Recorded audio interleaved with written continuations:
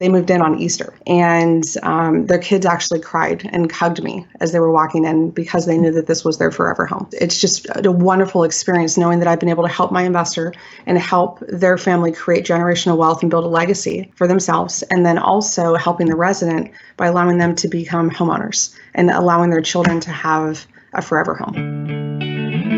Welcome to the Rental Property Owner and Real Estate Investor Podcast, brought to you by the Rental Property Owner Association, providing benefits and services to real estate investors and rental property owners for over 48 years. With your host, Brian Hamrick from Hamrick Investment Group.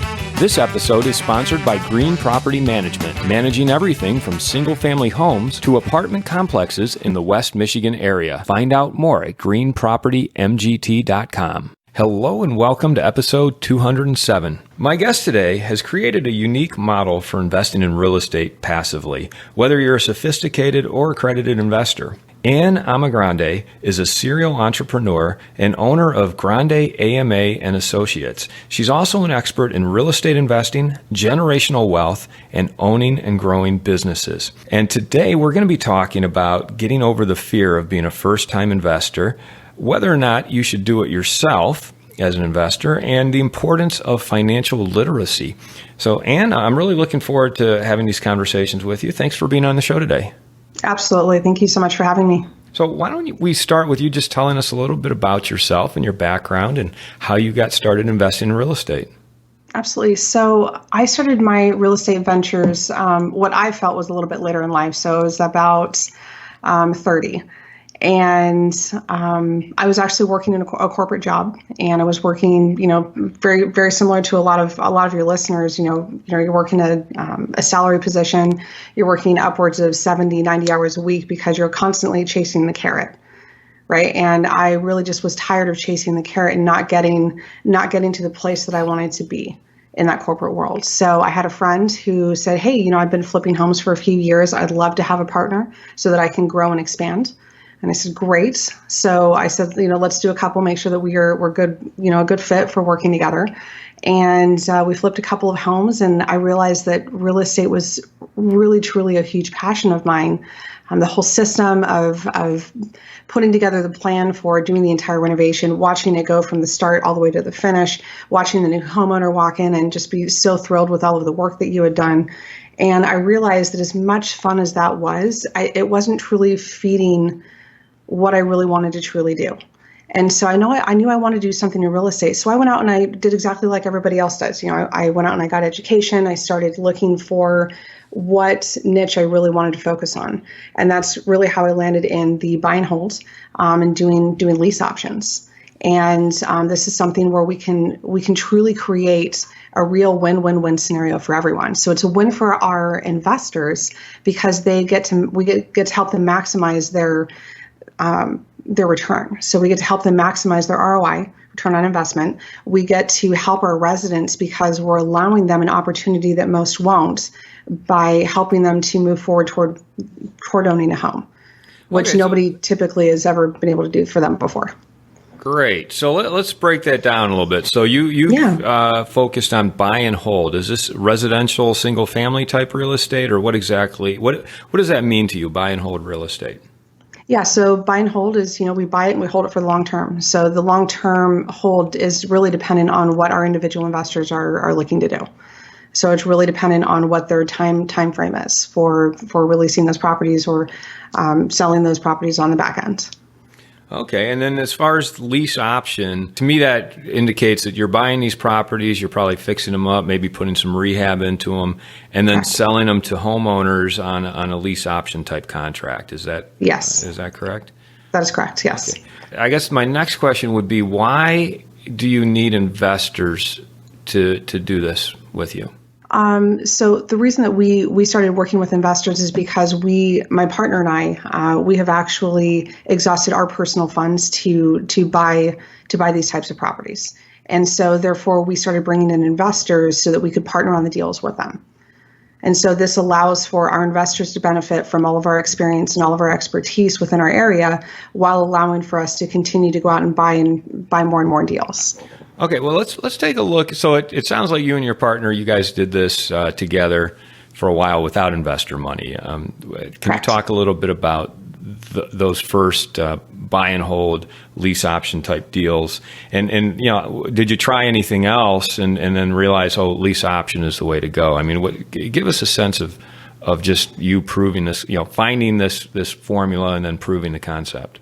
Yeah, absolutely. So, my original partner. So, my original partner was the individual that I did the flips with, and I realized that was not the direction that I wanted to go with my career. So he continued on, and he still does flips today. It wasn't truly what drove me. And so I went out and I got personal education for myself, and I found a mentor that does lease option. And I actually have 3 across the country right now that all do lease option. And my partner actually worked with Robert Kiyosaki and did a lot of his education. And then once we eventually found each other through one event or another. And we decided that we both had very similar goals, and we had a very similar vision for what we wanted to create. We were both doing lease options, so we eventually just ended up merging our businesses. And so once we merged businesses, that is my actual business partner at this point. So he and I have done very different things over the course of time. He has a lot of experience in multifamily and mobile home parks, and buying the entire park, buying individual mobile homes. And I went straight from doing flipping into this lease option product, because I went out and did a lot of education into, what if I just did wholesaling? What if I just did, buy and hold and just did rentals? Okay, what is this lease option thing? How is that different than the current buy and hold? And so I went through and I got a lot of education, and I realized that I really wanted to help people to elevate their life, because the American dream is to become a homeowner. And so rather than forcing someone or keeping them from eventually owning a home that they've lived in for 5, 7, 10 years, I want them to have the opportunity to go out and actually own that home for themselves. And so this is really what drove me, and really where I decided that, man, this is so cool. I can actually help people to elevate their lifestyle for their family, right? I can help them to create stability for their kids, for their children. And, you don't have to constantly be moving around, because, you get someone that says, oh, well, we're not going to renew your lease. Oh, we're going to move back into the home. And this happens all the time. Or, hey, right, especially right now with the market where it is, especially in Phoenix, we have so many residents that are coming to us and saying, hey, I said, first question is always, why are you moving? And they say, a lot of what we see nowadays is, the owner is going to sell the home. So they just give us a 30-day notice. So, well, how long did you live there? Man, we lived there for, 5 years, 8 years. And, it's hard because our kids have all of their friends in that neighborhood. And it's so hard to watch them being forced out of a place that they've now started to call home. And then they become more transient. So we're trying to create some more stability for them. And so I really feel that this lease option that we do really allows for them to create some stability and create some generational wealth for our residents. And it creates that stability because with a lease option, they don't have to worry about you selling the property because they have first dibs on it. Is that correct? That is correct. So just explain why the lease option is the way you're going, not like a land contract or some sort of other type installment sale. Yeah, so that's a really good question. So, we've always been taught that, that we need to leave the ball in our court, right? So rather than transferring the deed, where now if something happens, if they stop making their payment, which some residents do, and if you've ever owned a rental property, you've experienced people that start making late payments and then become later, then they're just not making the payments at all. You have to go into eviction. So I don't want to be doing a foreclosure. I would prefer to do an eviction, because an eviction is going to be a shorter term.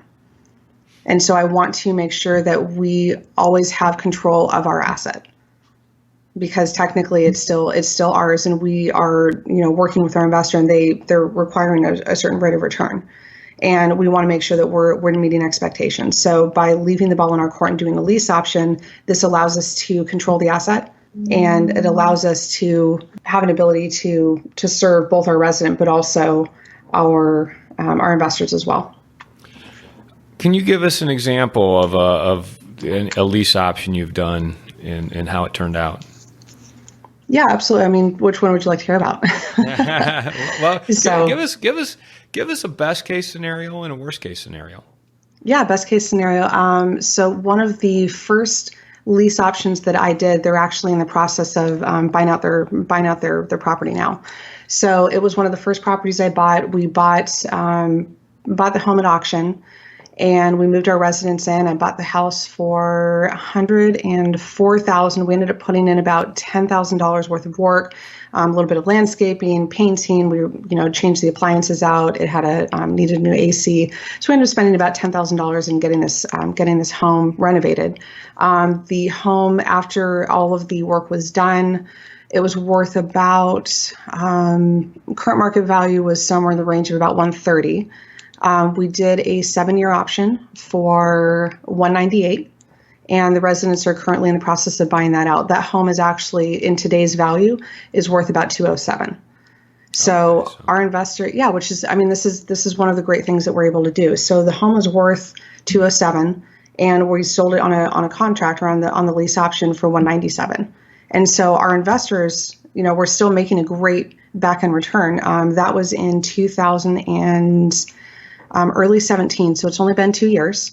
But that particular part of the valley here in Phoenix has just exploded. And so therefore they are in the process of getting the loan for that amount. And because they're first-time home buyer, they actually qualify for a lot of the first-time home buyer options, which means, number one, their payment is going to go down from what the actual rents were. Number two, our investor is going to receive a great back-end return. The individual has paid on time every month for the last 2 years. And so these are just some of the great benefits. So it becomes a win-win-win scenario. So it's a win for our resident. They get to own their first home. I actually remember the first time they came and looked at the home, and when they moved in on Easter in 2017, and their kids actually cried and hugged me as they were walking in because they knew that this was their forever home. And it was such a moving experience, and it was so impactful on me that I actually share that story quite a bit. And it's just a wonderful experience knowing that I've been able to help my investor and help their family create generational wealth and build a legacy for themselves, and then also helping the resident by allowing them to become homeowners and allowing their children to have a forever home.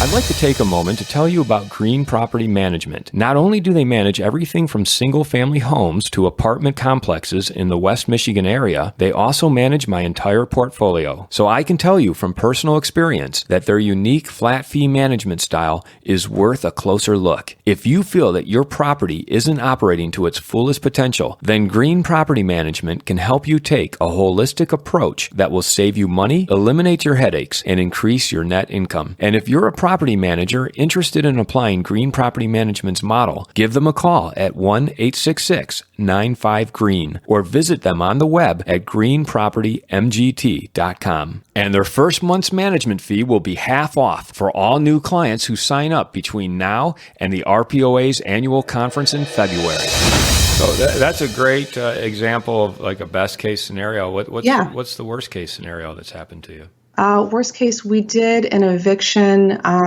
This was actually our first eviction that we did. This was about 1.5 years ago. And the individual, I'll admit it probably took us a little bit longer than it should have for us to do the actual eviction.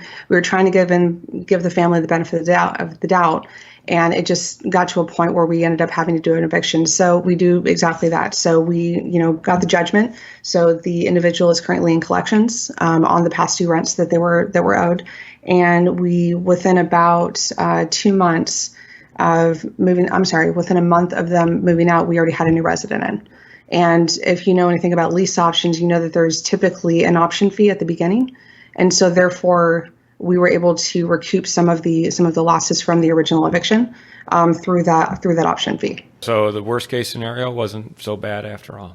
Nope. We've never had an experience. We're usually pretty cordial with our residents, and if they do come upon hard times, we actually do a friendly move out program, which allows for them to leave the house broom swept. We can release them from their lease because again, lease with an option. And we will, remove them from any of their obligations as long as they leave it broom swept and they leave the house, and we'll typically give them a little bit of money for moving money. And the reason we do that is because it often, if you have no money because, you can't, and this is why we're going obviously through this eviction process. If you don't have any money, $500 or $1,000 is going to be 100% worth it. And it's going to be better than you going through an eviction process. And it's also going to be giving them $1,000 to leave it broom swept and leave it clean is going to be much easier for us to re-rent in a very timely manner versus if we said you're getting evicted. And what do people typically do? Pour cement down drains. They will, destroy the interior of the home. Then it takes us a month to 2 months to get everything back in working condition. So rather than losing 2 months worth of rent, I'd rather give them $1,000 to leave it clean. And it actually ends up in the long run. These are just little tips that I've learned along the way, and they've just been, saving grace. Yeah. Cash for keys. That helps. It does keep things moving in a good direction. Yeah. So I'm curious. You said you got training and mentorship in this lease option world. Who'd you get it from? John Burley. So John Burley is here in the Phoenix market. He's done almost 2,500 transactions in his 35 years. So he's managed, $10 billion worth of assets. So he's one of the biggest investors you'll never heard of. Okay. Yeah, I've heard of John Burley. Tell me how it works with your investors then. I mean, it sounds like you're doing, are you doing joint ventures or how do you work it? Yeah, we actually do a joint venture agreement. Absolutely. So is it your typical joint venture where the investor puts up the money and then gets maybe a preferred return, but you split the profit 50-50? Correct. That is correct. Okay. Yep. So we do 100% of the work, and we for all the work that we do, from everything from the acquisition all the way to the back end sale, we actually do a 50% of the profit, not of the revenue, but of the profit. So this actually creates an incentive, and because we are, number one, because we're partners, we are 100% aligned with our investors. And so therefore, we only profit when our investors profit. So if there are months where there is no cash flow, then we work for free that month until the property becomes profitable again. So it creates a huge incentive for ourselves and our team to make sure that we are, number one, buying the right property, and number two, buying it at the right price. And then also number three, making sure that it's cash flow positive, because that's how our company is making profit. What kind of returns do you shoot for? We typically tell our investors to expect somewhere between 6 and 8%. Right now, historically, we're hitting about, depending on the portfolio, it's somewhere between 10 and 13%. And that's in cash flow. Correct. What about like when you dispose of the asset, when there's a sale? Disposal of the asset, it ranges, but we're typically looking at somewhere, it's around a $50,000 return or more. It depends on how long you've owned that property as to what that Correct. would average out to per year. Help us understand. I mean, I understand with the lease option how you're making money and saving yourself some headaches. But when you gave us your best case scenario, the family was able to purchase the property after 2 years at it sounded like around $13,000 under market value. So are you leaving money on the table doing the lease option? And why lease option instead of just owning the property and renting it outright? That is actually an excellent point. So the individuals that are cashing out, that was one of our first properties before we really got a feel for how to determine what our back end price would be.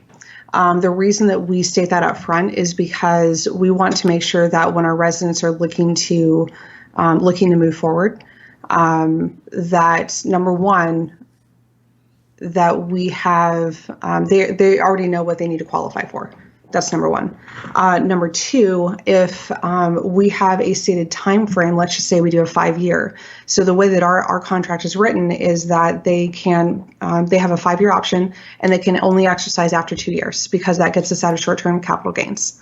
So anytime between the start of year 3 and the end of year 5, so it basically creates a 3-year period in which they can refinance and buy us out of the home.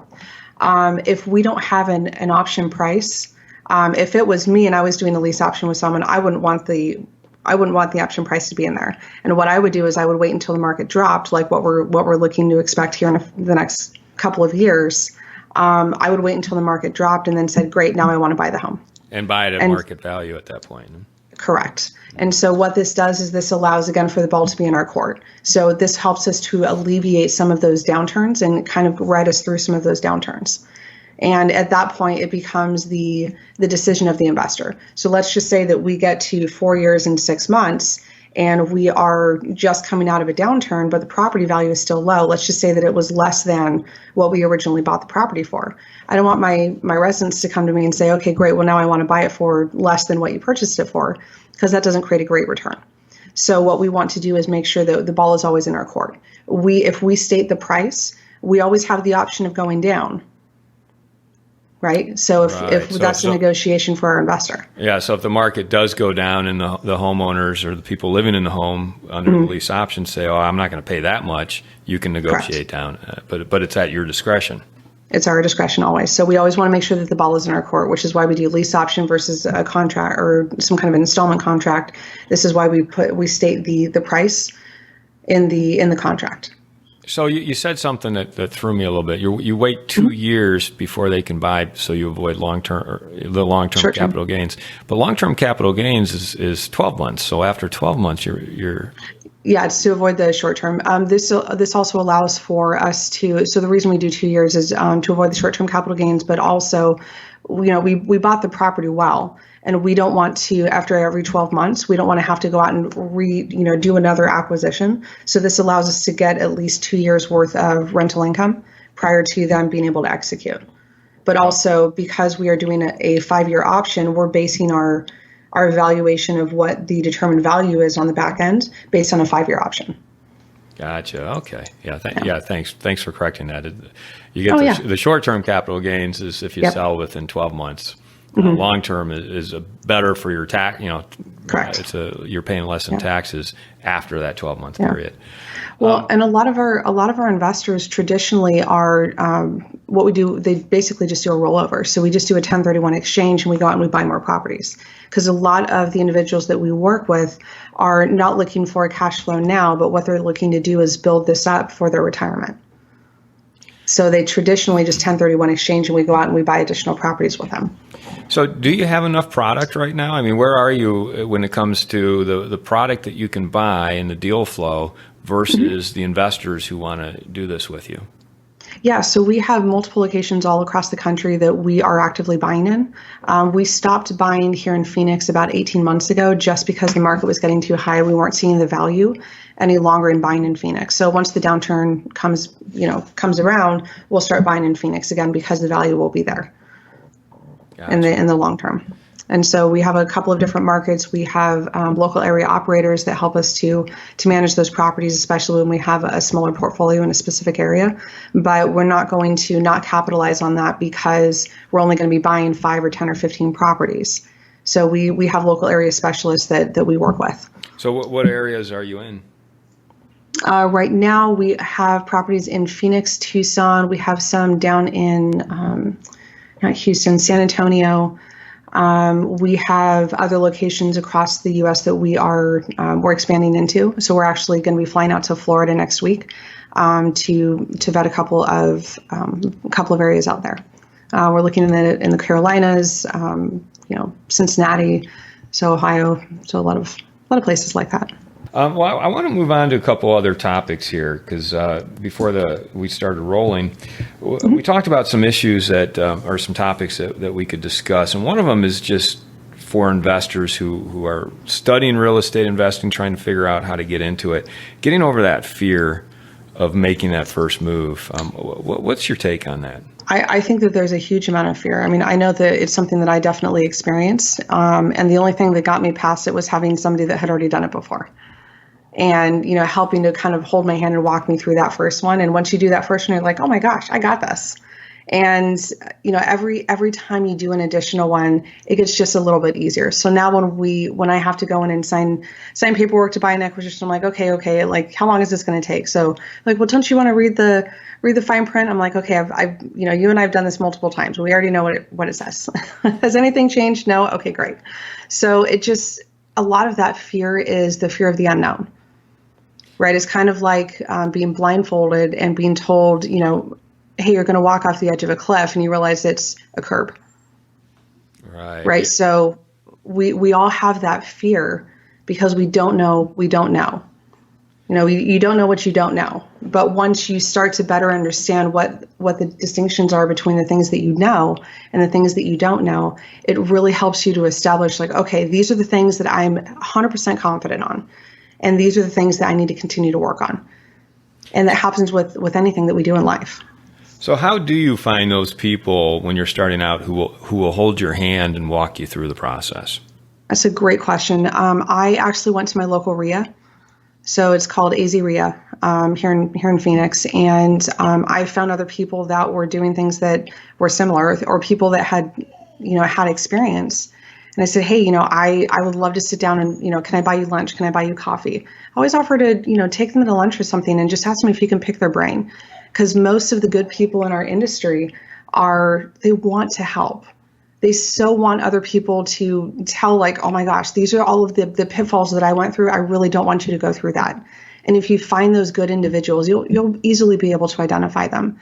And you find those that are doing the things that you want to do. If you really, really want to wholesale, find somebody in your area that does a lot of wholesaling and say, I'd love to learn from you. How can I accomplish that?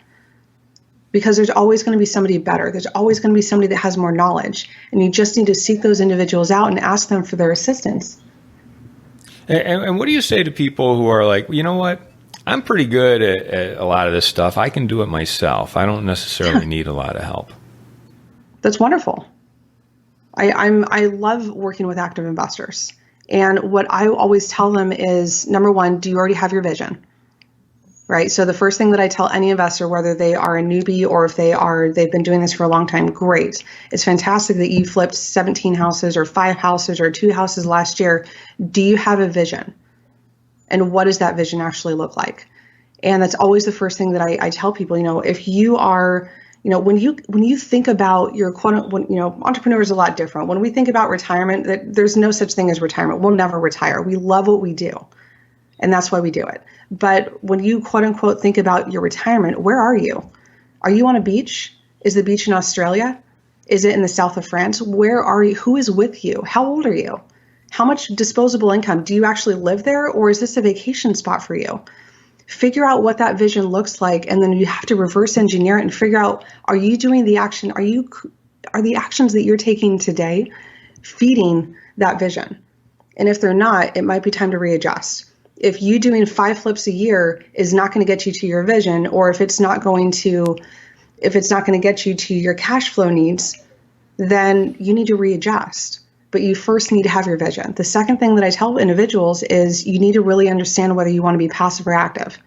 And again, this goes back to find somebody that's already doing what you want to do. And you need to have those conversations with them about, if you truly want to be active, ask them how much time and effort they put into it on a daily, a weekly, and a monthly basis. How many vacations they took last year.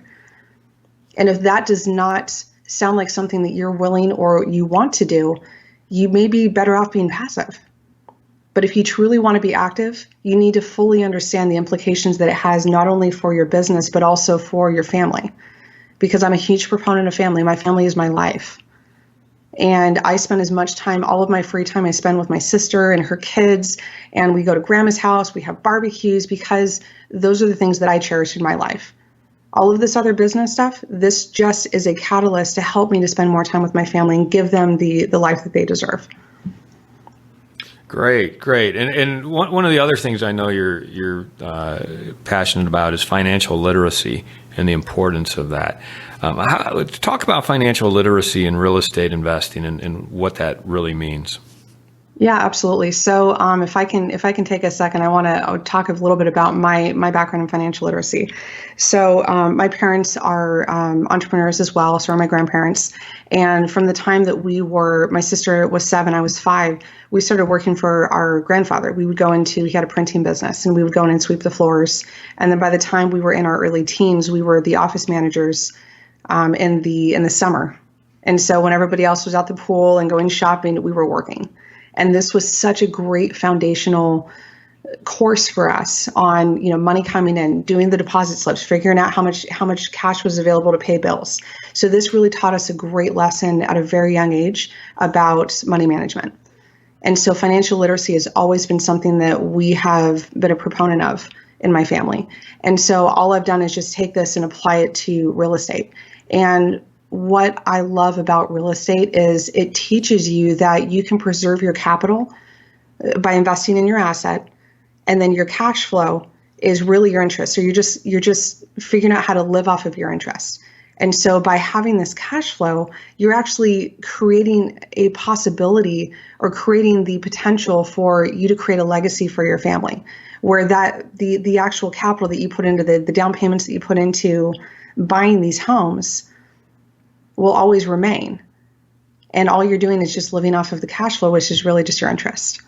And so if we can create situations where you're living off of the interest, we can do that for not only you and your family, but also for your children and your children's children. And this is how great families like the Kennedys, the Rockefellers, this is how they built generational wealth, is by creating a legacy around hard assets. And as we wrap it up, I'm just wondering, you talked about that great experience you had with that family that moved into their forever house.